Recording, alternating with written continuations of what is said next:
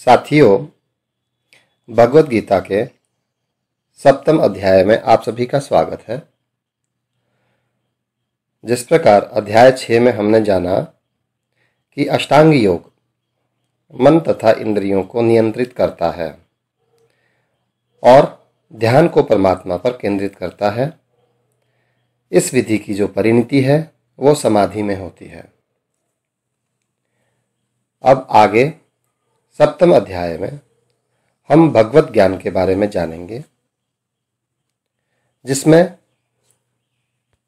भगवान श्री कृष्ण कहते हैं, मयि आसक्त मना पार्थ योगम युञ्जना मत आश्रयः असंशयम समग्रम माम यथा ज्ञायसि तथा शृणु। भगवान श्री कृष्ण ने कहा, हे पृथापुत्र, अब सुनो कि किस तरह से तुम मेरी भावना से पूर्ण होकर और मन को मुझ में आसक्त करके योगाभ्यास करते हुए मुझे पूर्णतः संशय रहित जान सकते हो। भूमिरापो अनलो वायुः खम मन बुद्धि एव च अहंकार इति इयं मे भिन्ना प्रकृति अष्टधा। पृथ्वी, जल, अग्नि, वायु, आकाश, मन, बुद्धि तथा अहंकार, ये 8 प्रकार से मेरी भिन्ना, जिन्हें हम भिन्ना प्रकृति या अपरा प्रकृति शक्तियां हैं। आगे कहते हैं, अपरा इयम इता तु अन्याम प्रकृतिम विधि में पराम जीवभूताम महाबाहो यया इदम धार्यते जगत। हे महाबाहु अर्जुन, इसके अतिरिक्त मेरी एक अन्य पराशक्ति है जो उन जीवों से युक्त है जो इस भौतिक अपरा प्रकृति के साधनों का विदोहन कर रहे हैं। अतः यहाँ पर श्री कृष्ण स्पष्ट करते हैं कि जीव परमेश्वर की एक परा प्रकृति है। अपारा शक्ति तो पृथ्वी, जल, अग्नि, वायु, आकाश, मन, बुद्धि तथा अहंकार जैसे विभिन्न तत्वों के रूप में प्रकट होती है, परंतु जीव परमेश्वर की पराशक्ति में से एक है। कहें कि पराशक्ति ही है। परा और अपरा के भेद को यहाँ पे श्री कृष्ण ने स्पष्ट किया है। आगे कहते हैं, एतत् योनिनि भूतानि सर्वाणि इति उपधारया अहम कृत्सनस्य जगता प्रभवः प्रलय तथा। सारे प्राणियों का उद्गम इन 2 शक्तियों में ही है। इस जगत में जो कुछ भी भौतिक तथा आध्यात्मिक है, उसकी उत्पत्ति तथा प्रलय तुम मुझसे ही जानो। यहाँ पर श्री कृष्ण स्पष्ट करते हैं कि जितनी भी वस्तुएं विद्यमान हैं, वे पदार्थ तथा आत्मा के प्रतिफल ही हैं। आत्मा सृष्टि का मूल क्षेत्र है और पदार्थ आत्मा द्वारा उत्पन्न किया जाता है।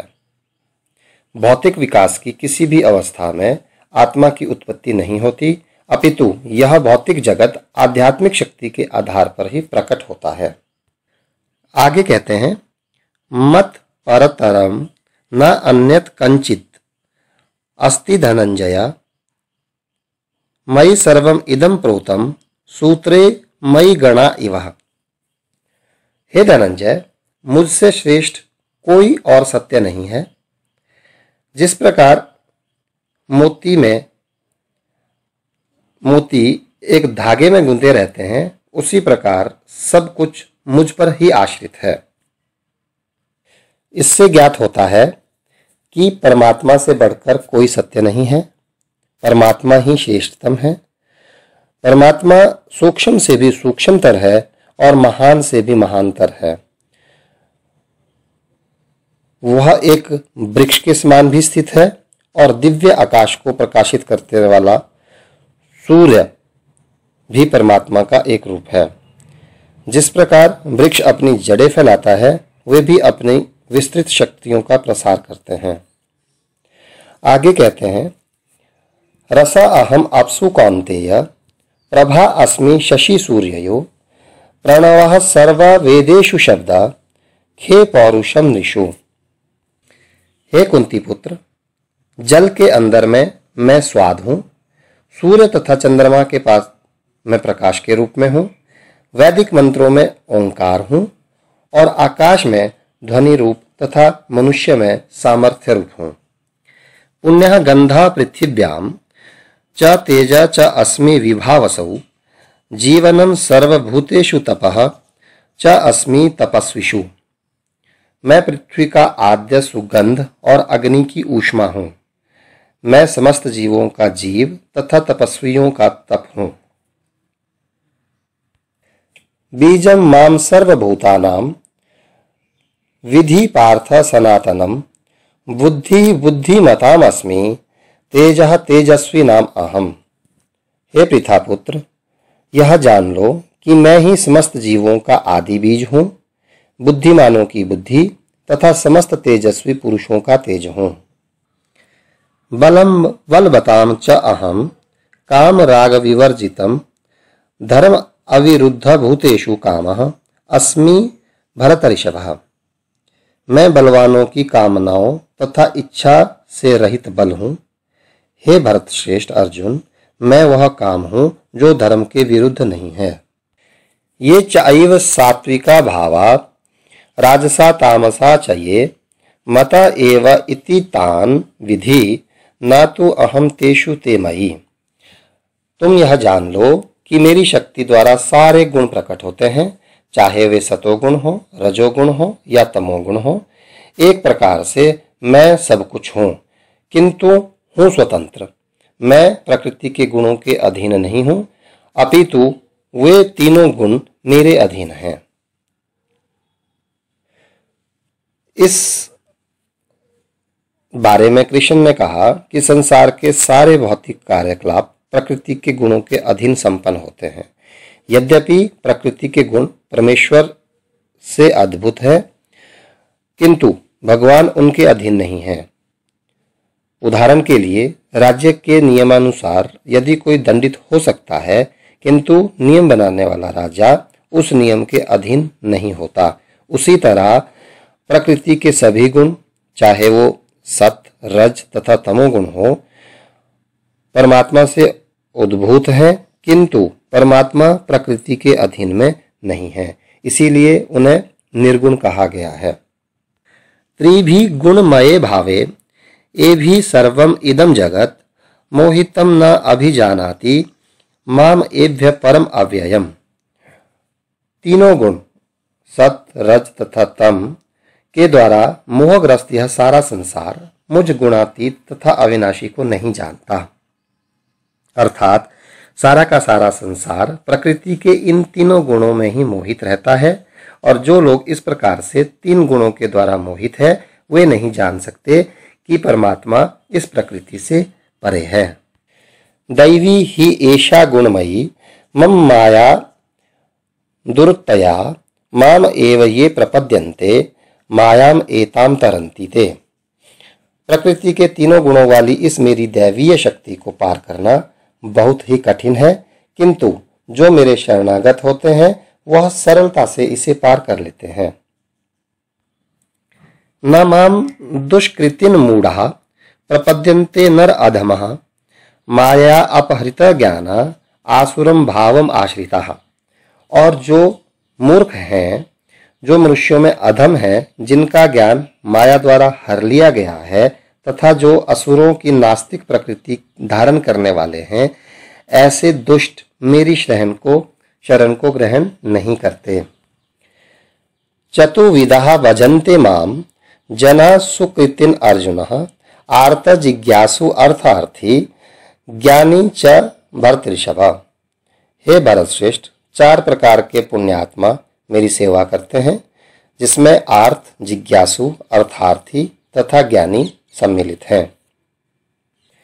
तेषां ज्ञानी नित्ययुक्तः एक भक्ति विशिष्यते, प्रिय ही ज्ञानिन अत्यर्थम अहम स च मम प्रियः। इनमें से जो परम ज्ञानी है और शुद्ध भक्ति में लगा रहता है, वह सर्वश्रेष्ठ है, क्योंकि मैं उसे अत्यंत प्रिय हूँ और वह मुझे अत्यंत प्रिय है। आगे कहते हैं, उदाराः सर्वे एव एते ज्ञानी तु आत्मा एव मतम् अस्थितः स ही युक्त आत्मा माम एव अनुत्तमाम गतिम। निसंदेह ये सब उदार चेतना व्यक्ति है, किंतु जो मेरे ज्ञान को प्राप्त है उसे मैं अपने ही समान मानता हूँ। यह मेरी दिव्य सेवा में तत्पर रहकर मुझ सर्वोच्च उद्देश्य को निश्चित रूप से ही प्राप्त करता है। यहाँ पर श्री कृष्ण व्याख्या करते हैं कि ऐसा नहीं है कि जो कम ज्ञानी भक्त है वह भगवान को प्रिय नहीं है। भगवान कहते हैं कि सभी उदार चेता है, क्योंकि चाहे जो भी भगवान के पास किसी भी उद्देश्य से आए वह महात्मा कहलाता है। जो भक्त भक्ति के बदले कुछ लाभ चाहते हैं उन्हें भगवान स्वीकार करते हैं, क्योंकि इससे स्नेह का विनिमय होता है। वे स्नेहवश भगवान से लाभ की याचना करते हैं और जब वह प्राप्त हो जाता है तो वे इतने प्रसन्न होते हैं कि वे भी भगवत भक्ति करने लगते हैं।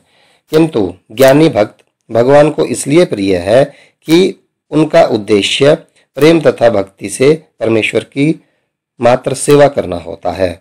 ऐसा भक्त भगवान की सेवा किए बिना क्षण भर भी नहीं रह सकता। इसी प्रकार परमेश्वर अपने भक्त को बहुत चाहते हैं और वह उनसे विलग नहीं हो पाते। आगे कहते हैं, बहुनाम जन्मनाम अन्ते ज्ञानवान माम प्रपद्यते वासुदेवः सर्वम इति सह महाआत्मा स दुर्लभः।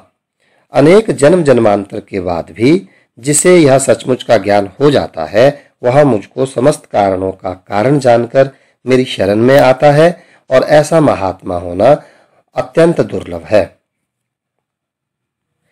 कामे तेई तेई हृत ज्ञानः प्रपद्यन्ते अन्य देवता तम तम नियमम अस्थाय प्रकृत्या नियतः स्वया। जिनकी बुद्धि भौतिक इच्छाओं द्वारा मारी गई है वे देवताओं की शरण में आते हैं और वे अपने अपने स्वभाव के अनुसार पूजा के विशेष विधि विधानों का पालन करते हैं।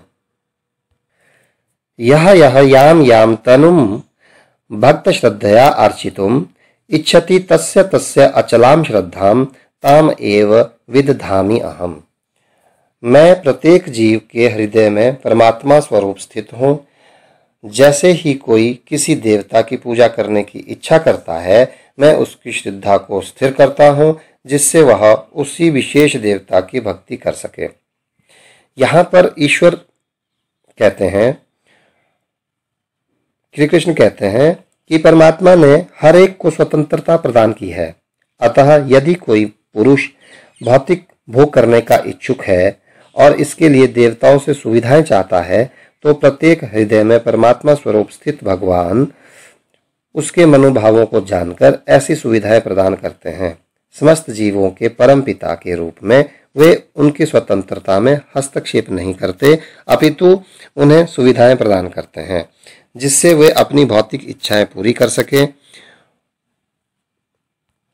तो यहाँ पे कुछ लोगों का प्रश्न होता है कि परमात्मा जीवों को ऐसी सुविधाएं प्रदान करने के लिए उन्हें माया के पाश में गिरने ही क्यों देते हैं। तो इसका उत्तर यह है कि यदि परमेश्वर उन्हें ऐसी सुविधाएं प्रदान ना करे तो फिर स्वतंत्रता का कोई अर्थ नहीं रह जाता। अतः वह सबों को आंशिक स्वतंत्रता प्रदान करते हैं, चाहे कोई कुछ करे। किंतु अंतिम उपदेश में हमें श्रीमद् भगवद गीता में प्राप्त होता है कि मनुष्य को चाहिए कि अन्य सारे कार्यों को त्याग कर परमात्मा की शरण में आए, इससे वह मनुष्य सुखी रहेगा। जीवात्मा तथा देवता दोनों ही परमेश्वर की इच्छा के अधीन है। अतः जीवात्मा ना तो स्वेच्छा से किसी देवता की पूजा कर सकता है और ना ही देवता परमेश्वर की इच्छा के विरुद्ध कोई वरदान दे सकता है। आगे कहते हैं, सह तया श्रद्धया युक्तः तस्य आराधनम इहते लभते च ततः कामान माया एव विहितान हितान। ऐसी श्रद्धा से समन्वित वह देवता विशेष की पूजा करने का यत्न करता है और अपनी इच्छा की पूर्ति करता है, किंतु वास्तविकता यह है कि ये सारे लाभ केवल मेरे द्वारा ही प्रदत्त है। अंतवत्तु फलम तेषां तत् भवति अल्पमेधसां देवान देवयज्ञ यान्ति मम भक्ता यान्ति माम अपि। अल्प बुद्धि वाले व्यक्ति देवताओं की पूजा करते हैं और उन्हें प्राप्त होने वाले फल सीमित तथा क्षणिक होते हैं।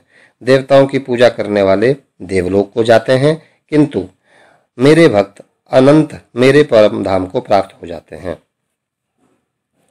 यहाँ पे भगवत गीता के कुछ भाष्यकार ने कहा कि देवता की पूजा करने वाला व्यक्ति परमेश्वर के पास पहुंच सकता है, किंतु यहाँ यह स्पष्ट किया गया है कि देवताओं के उपासक भिन्न लोक हो जाते हैं जहाँ विभिन्न देवता स्थित है। ठीक उसी प्रकार जिस तरह सूर्य की उपासना करने वाला सूर्य को या चंद्रमा का उपासक चंद्रमा को प्राप्त होता है, इसी प्रकार यदि कोई इंद्र जैसे देवता की पूजा करना चाहता है तो उस पूजे जाने वाले व्यक्ति उसी देवता के लोक को प्राप्त होंगे। ऐसा नहीं है कि जिस किसी भी देवता की पूजा करने से भगवान को प्राप्त किया जा सकता है। यहाँ पर इसका निषेध किया गया है, क्योंकि यह स्पष्ट कहा गया है कि देवताओं के उपासक भौतिक जगत के अन्य लोकों को जाते हैं, किंतु भगवत धाम को भगवान के ही भगत परम धाम को प्राप्त होते हैं। तो यहाँ पे एक प्रश्न उठाया जा सकता है कि यदि विभिन्न देवता परमेश्वर के शरीर के विभिन्न अंग हैं तो उन सब की पूजा करने से एक जैसा फल मिलना चाहिए, किंतु देवताओं के उपासक अल्पज्ञ होते हैं। वे नहीं जानते कि शरीर के किस अंग को भोजन दिया जाए। उनमें से कुछ तो इतने मूर्ख होते हैं कि वह यह दावा करते हैं कि अंग अनेक हैं, अतः भोजन देने के ढंग अनेक हैं, किंतु यह उचित नहीं है। जिस प्रकार कोई कानों या आंखों से शरीर को भोजन नहीं पहुंचा सकता, इसी प्रकार भगवान के विराट शरीर के विभिन्न अंगों के द्वारा भगवान को भोजन नहीं पहुंचाया जा सकता। अतः यदि हम परमेश्वर की पूजा करते हैं तो सारे देवता जो कि परमेश्वर के अंग हैं सभी पोषित हो जाते हैं। आगे कहते हैं, अव्यक्तम व्यक्तिम आपन्नम मन्यन्ते माम अबुद्धयः परमं भावम अजानतः मम अव्ययम अनुत्तमम। बुद्धिहीन मनुष्य मुझको ठीक से न जानने के कारण सोचते हैं कि मैं पहले निराकार था और अब मैं इस स्वरूप को धारण किया हूँ। वे अपने अल्प ज्ञान के कारण मेरी अविनाशी तथा सर्वोच्च प्रकृति को नहीं जान पाते। न अहम प्रकाशः सर्वस्य योग माया समावृतः मूढ़ः अयम अभिजानाति लोकः माम अजम अव्ययम। मैं मूर्खों तथा अल्पज्ञों के लिए कभी भी प्रकट नहीं हूँ। उनके लिए तो मैं अपनी अंतरंगा शक्ति द्वारा आच्छादित रहता हूँ, अतः वे यह नहीं जान पाते कि मैं अजन्मा तथा अविनाशी हूँ। वेद अहम समतीतानि वर्तमानानि च अर्जुन भविष्यानि च भूतानि माम तू वेद न कश्चन। हे अर्जुन, श्री भगवान होने के नाते मैं जो कुछ भूतकाल में घटित हो चुका है और जो वर्तमान में घटित हो रहा है और जो आगे होने वाला है वह सब कुछ जानता हूँ, क्योंकि मैं समस्त जीवों को भी जानता हूँ, किंतु मुझे कोई नहीं जानता।